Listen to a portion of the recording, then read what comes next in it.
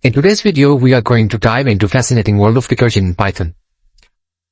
So, recursion is a powerful tool that allows functions to call themselves. Okay, but why we use recursion? Well, recursion, it is handy when we are dealing with problem that can be broken down into smaller part, or you can call them sub-problems. And it can give us more concise and readable code, making us understanding complex code or algorithms. Plus, it can sometimes provide us adequate solutions, which will be difficult for us to solve using iterative approaches. So let's see how it works. So let's take an example. Let's talk about factorials. So factorial is the product of a positive integer with all the integers below it.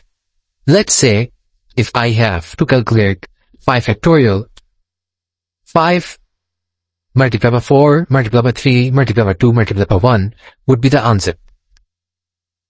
So, but how do we calculate this by recursion? Well, we will break it down.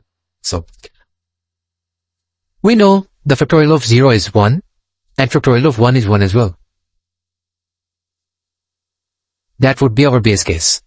You will know what the base case is when we will write the code in Python.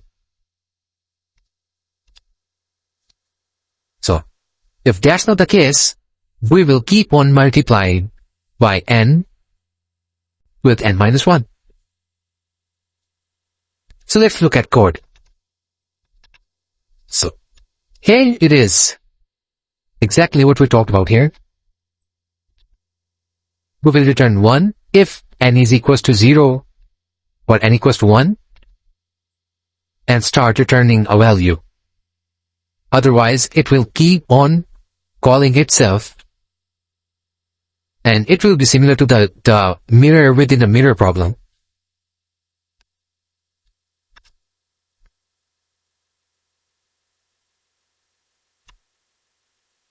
Something like this, and it won't end if there is no base case.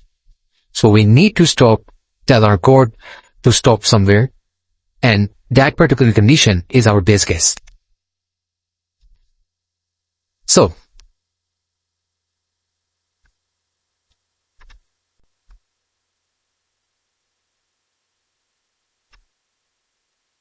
something like this, and it won't end if there is no base case. So we need to tell our code to stop somewhere, and that particular condition is our base case. So,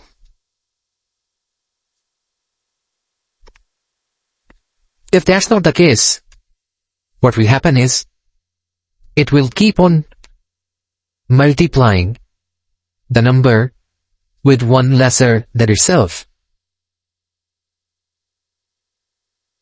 So on first iteration, let's say if we have given the 5, it will skip this, go here, multiply 5 by the output of this function called on 4, and then 4 multiplied by calling the same function again on 3, and then 3 multiplied by, and so on until the n is 0 or n is 1. Let's run this code and see if we get 120. Here you go. Well, what we have learned today is what is recursion, why we use it, and how to use it in Python. That's it for today. Thank you for watching. See you again next time. Bye.